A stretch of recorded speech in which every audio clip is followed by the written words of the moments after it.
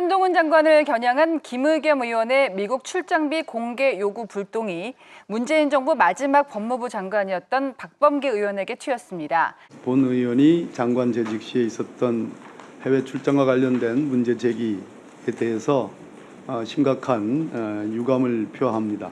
동시에 제가 법무부 장관 재직 시에 미국의 해외 출장과 관련된 여러 논란과 관련해서는 심심한 어떤 유감의 뜻도 표합니다. 장관 재임 시절 해외 출장비 축소 의혹이 불거진 건데요. 박 의원의 출장비 의혹 어떻게 보십니까? 웃으시네요. 김의겸 의원의 특징은 항상 자살골을 넣는 거잖아요. 그러니까 이번에도 틀리지 않은 거죠.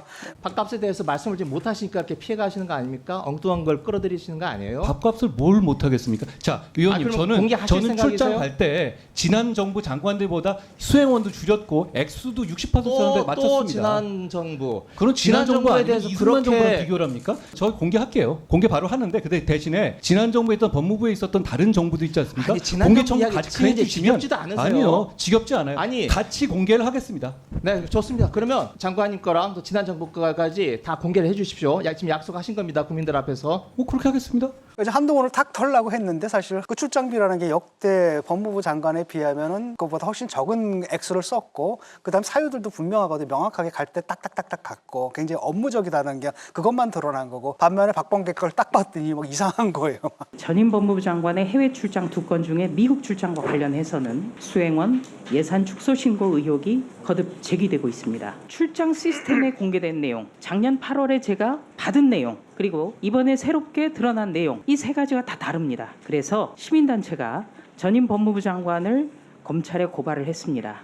그러니까 이게 오히려 이제 들통이 나버린 거거든요. 네. 그래서 그 부메랑이죠. 그래서 김의겸 의원은 참 국민의힘의 든든한 우군입니다. 딱 던져가지고 이렇게 부메랑이 돌아서 자기 진영을 딱 때리게 만드는 아주 탁월한 그거 힘들거든요. 그거 그렇게 하기도. 근데 참... 김의겸 의원 관련해서 제가 재밌는 얘기를 좀 하나 전해드리면 김의겸 의원하고 제가 입사를 거의 비슷한 시기에 했어요. 그래갖고 법조 경찰 기자를 같이 했는데 예. 정치권에 와서 계속 그 뻥카를 자꾸 날리잖아요. 근데 기자 때는 그런 분이 아니었어요. 되게 진지하고 차분하고 냉정하고 한겨레 신문 에이스 기자 출신이에요. 그리고 기자 때 정말 물 많이 먹였습니다, 기자들. 그런 기자였는데 정치권에서 하도 뻥카를 자꾸 치길래 저하고 좀 통화할 일이 좀 있었어요. 그래갖고 통화할 일이 있을 때 제가 감사원 관련해서 제가 무슨 취재하는 게 있어가지고 그걸 좀 물어보더라고요. 그래서 제가 알려는 주는데 김 의원 입으로는 하지 마. 사람들이 믿지 않으니까 그렇게 얘기를 했더니 멈칫하더라고요. 그 얘기가 저 한겨레 에이스란 말 딱 듣고 페이스북에 누가 글을 올렸더라고요. 그러니까 도대체 뭐가 문제냐? 한겨레가 문제냐? 에이스가 문제냐? 그래서 에이스가 저희가 생각하는 에이스 맞잖아요. 그죠? 기자 시절에 에이스는 맞아요. 네.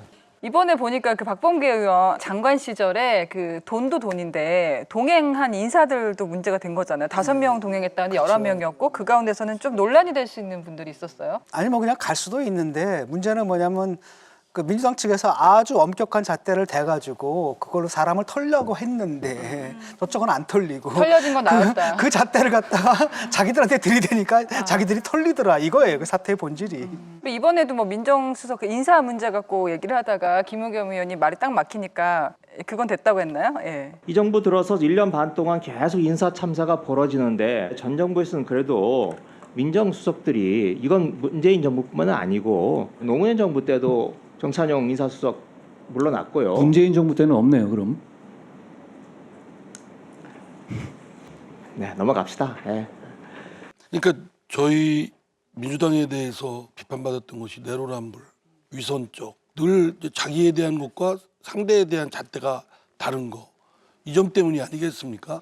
그래서 사실은 이제 우리가 마치 도덕적인 듯 하지만 실제 벌어지는 일은 그 부도덕한 일에 대한 척결이나 그걸 해소도 하지 못하고 그냥 무기력하게 방치하고 있는 그러한 모습들이기 때문에 그런 모습의 하나의 일단면 아닐까 싶습니다. 여러분 여기를 눌러서 구독을 해주시면 강적들 컨텐츠를 빠르게 만나보실 수가 있습니다. 알람 설정도 잊지 말아주세요.